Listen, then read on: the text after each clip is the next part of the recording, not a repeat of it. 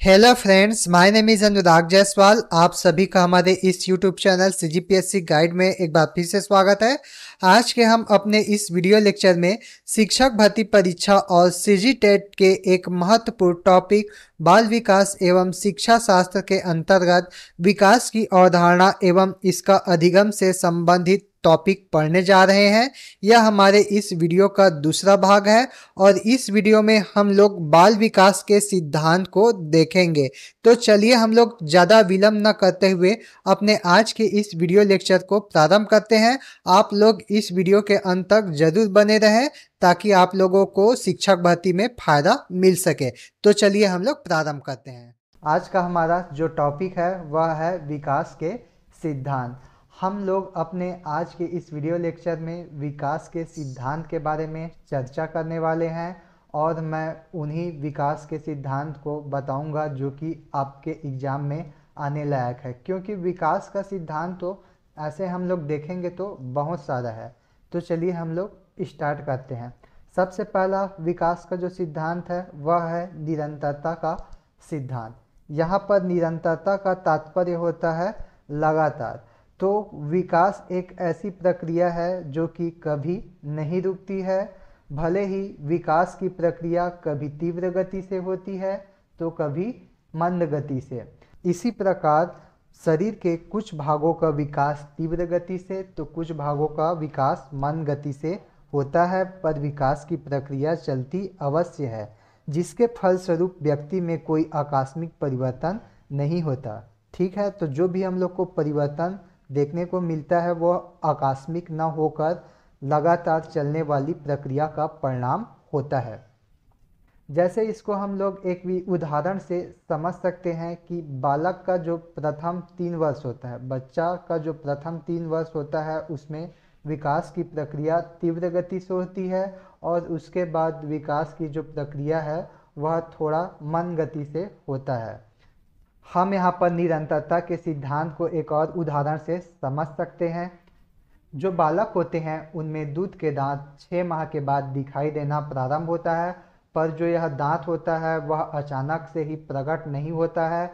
इसका जो विकास है वह पूर्व काल से ही प्रारंभ हो जाता है और यह किसका परिणाम होता है? निरंतरता के सिद्धांत का ही परिणाम होता है। विकास की जो प्रक्रिया है वह गर्भकाल से ही प्रारंभ हो जाती है और यह प्रक्रिया मृत्यु पर्यंत चलती रहती है। देखिए, यहाँ पर समझने वाली चीज़ है कि मनुष्य एक छोटे से नगण्य आकार से अपना जीवन प्रारंभ करता है और इसी निरंतरता के सिद्धांत के कारण वो अपने व्यक्तित्व के सभी पक्षों जैसे शारीरिक, मानसिक, सामाजिक आदि गुणों का विकास करता है। हमारा अगला सिद्धांत है सामान्य से विशिष्ट की ओर विकास का सिद्धांत। तो विकास का यह नियम शारीरिक, मानसिक, संवेगात्मक, सामाजिक सभी प्रकार के विकास पर लागू होता है।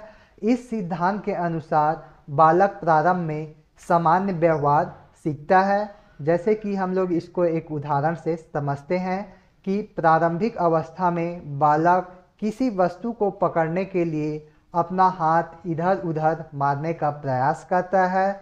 फिर उसे जब विशिष्ट ज्ञान प्राप्त हो जाता है अर्थात वह सामान्य व्यवहार से विशिष्ट व्यवहार की ओर आगे बढ़ता है, तो वह अब क्या करेगा? वह उन्हीं वस्तुओं पर हाथ डालेगा जिसको वह उठाना चाहता है। अर्थात अब उसे विशिष्ट ज्ञान की प्राप्ति हो चुकी है। अब वह उन्हीं वस्तुओं को उठाएगा जिसकी उन्हें आवश्यकता है। हमारा अगला सिद्धांत है व्यक्तिगत विभिन्नताओं का सिद्धांत। तो इस सिद्धांत के अनुसार विकास प्रत्येक व्यक्ति में भिन्न भिन्न तरीकों से होता है। अर्थात इस सिद्धांत के अनुसार बालकों में पर्याप्त विभिन्नता देखने को मिलती है। 2 व्यक्तियों में या 2 बालकों में एक समान विकास की प्रक्रिया नहीं देखी जा सकती है। हम इसको इस उदाहरण से समझ सकते हैं कि कोई जुड़वा व्यक्ति हैं, उनमें भी हमें विभिन्नता देखने को मिलती है, चाहे वह शारीरिक रूप से हो या फिर मानसिक रूप से हो। ठीक है, तो कोई भी एक बालक बुद्धि और विकास की दृष्टि से किसी अन्य बालक के समरूप नहीं होता है। आप लोगों को यह पॉइंट याद रखना है। इसी सिद्धांत के कारण कोई बालक अत्यंत मेधावी होता है तो कोई बालक सामान्य बुद्धि वाला होता है और कोई बालक मंद बुद्धि वाला होता है, क्योंकि उनके बुद्धि में विकास विभिन्न प्रकार से हुआ है, इसलिए उनकी बुद्धि अलग अलग होती है। हम संसार के किसी भी बालक को ले लें, उनमें शारीरिक और मानसिक योग्यताओं की मात्रा भिन्न भिन्न होती है। हम लोगों ने ऊपर में देखा है कि मानसिक योग्यताओं में भिन्नता होने के कारण कोई बालक अत्यंत मेधावी होता है, कोई सामान्य होता है और कोई मंद बुद्धि वाला होता है। अर्थात हम लोग कह सकते हैं कि किसी भी बालक में जो विकास की प्रक्रिया होती है वह अपनी स्वाभाविक गति से होती है। किसी व्यक्ति में कुछ विशेषताएं या व्यवहार शीघ्र विकसित हो जाते हैं तथा कुछ व्यक्तियों में वही विशेषताएं या व्यवहार देर से विकसित होते हैं। इस प्रकार इनमें हमें पर्याप्त व्यक्तित्व विभिन्नता देखने को मिलती है। हमारा अगला सिद्धांत है वंशानुक्रम एवं वातावरण की अंतःक्रिया का सिद्धांत। हमें इसमें दो चीज़ें देखना है, एक है वंशानुक्रम और दूसरा है वातावरण। तो हमें सबसे पहले देखते हैं वंशानुक्रम के बारे में। तो वंशानुक्रम क्या होता है उसको हम लोग जानते हैं कि यह एक ऐसी विशेषता है जो बालकों को अपने माता पिता से जन्म से मिलते हैं। ठीक है, तो हमें अपने माता पिता से जन्म से क्या मिलता है, तो जो हमारा शरीर का रंग है, रूप है, लंबाई या स्मृति आदि चीज़ें हमें अपने माता पिता से जन्म से प्राप्त होते हैं। ठीक है, तो वंशानुक्रम हमारे विकास की प्रक्रिया को प्रभावित करते हैं।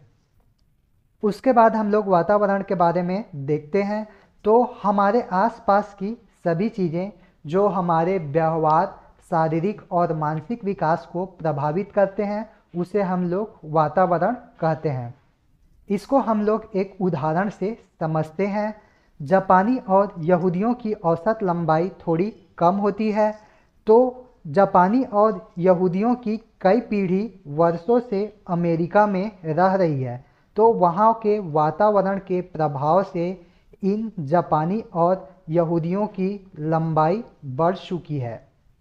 अतः हम लोग कह सकते हैं कि बालकों का विकास वंशानुक्रम एवं वातावरण की अंतःक्रिया का परिणाम होता है। हमारा अगला सिद्धांत है विकास का एकीकरण का सिद्धांत। इस सिद्धांत को हम लोग समन्वय का सिद्धांत भी कहते हैं। तो इस सिद्धांत के अनुसार बालक पहले सभी अंगों को चलाना सीखता है, उसके बाद अंगों के भागों को चलाना सीखता है और अंत में वह सभी भागों का एकीकरण करना सीखता है। इसको हम लोग एक उदाहरण से समझ सकते हैं।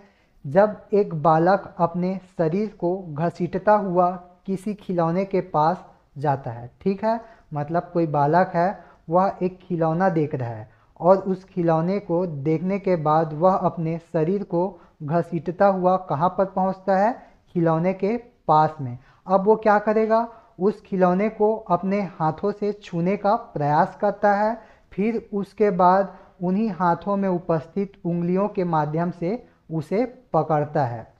इस प्रकार हम लोग कह सकते हैं कि विकास में एकीकरण का सिद्धांत देखने को मिलता है। बालक पहले सभी अंगों को चलाता है, फिर उसके बाद उन्हीं अंगों के अलग अलग भागों को चलाना सीखता है और उसमें एकीकरण करना सीख जाता है।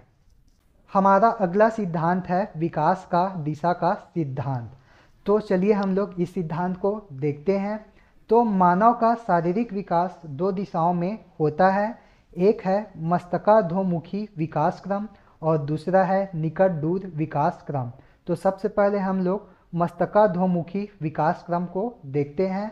तो इस प्रकार के जो विकास क्रम है उसमें शारीरिक विकास सबसे पहले सिर से प्रारंभ होता है और उसके बाद वो पैर की ओर होता है। ठीक है, तो इसमें जो विकास का क्रम कैसे हो रहा है, शारीरिक विकास का जो क्रम है वह सिर से प्रारंभ होता है और हमारे निचले अंगों तक जाता है। इसको हम लोग एक उदाहरण से समझ सकते हैं। प्रारंभ में बालक अपने सिर को नियंत्रित करना सीखता है, फिर उसके बाद धीरे धीरे वह अपने हाथों को नियंत्रित करता है और लास्ट में वह अपने पैरों को नियंत्रित करना सीखता है। देखिए, जब बालक पैदा होता है तो उसके कुछ महीनों के बाद वो सर्वप्रथम अपने सिर को स्थिर करना सीखता है।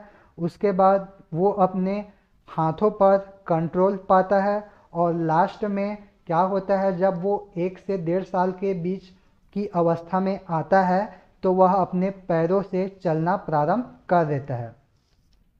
उसके बाद दूसरा है निकट दूर विकास क्रम।